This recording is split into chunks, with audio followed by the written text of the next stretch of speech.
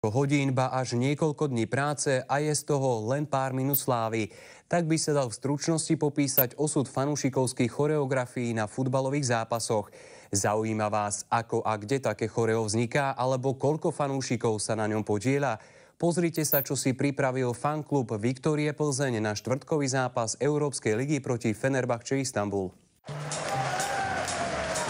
Nápady, člověče, to je... Dneska jsou ty sociální sítě, že jo, Facebooky, takže když nesedíš s klukama v hospodě, tak každý dřepí doma u Facebooku, otevřený lahvoně, no, padne nějaký druhý, třetí pivko, každý je chytrý jako rádio, tak tam sypou nápady z rukávu. A pak jenom zapisovat a vybírat z toho to, co má nějakou úroveň, co za to stojí. No.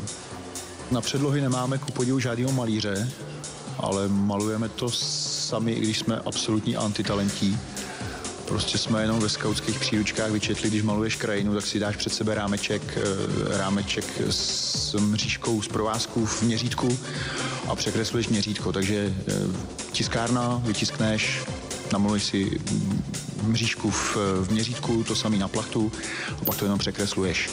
Když se začínalo před nějakými 10-12 lety, tak to bylo, že se nás pár složilo do čepice, udělali jsme prostě nějakou malou věc, ale chodilo málo lidí, takže nebylo potřeba dělat nic velkého. Dneska chodí plný stadion, tak děláme víceméně každý měsíc větší a větší věci, trošku jsme se zbláznili, takže je potřeba už vybírat prostě od víc lidí. Máme na každý zápas kasičky a prostě obcházíme sektor. Když je něco hodně velkého, tak neobcházíme jenom sektor, tak pošleme holky, aby obešly ostatní sektory. Ale jelikož těch peněz je pořád málo, lidi si radši dají pivko, klobásu, takže jsme začali dělat i svoje vlastní hadry a snažíme se vydělat i na oblečení.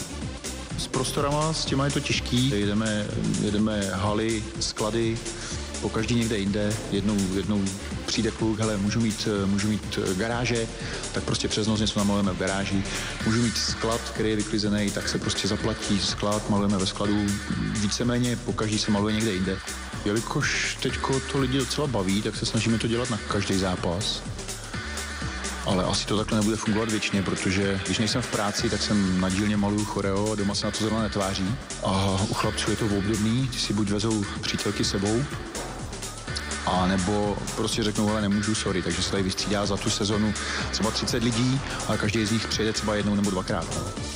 Je to časově náročné, takže asi to budeme muset omezit, ale zatím děláme na každý zápas.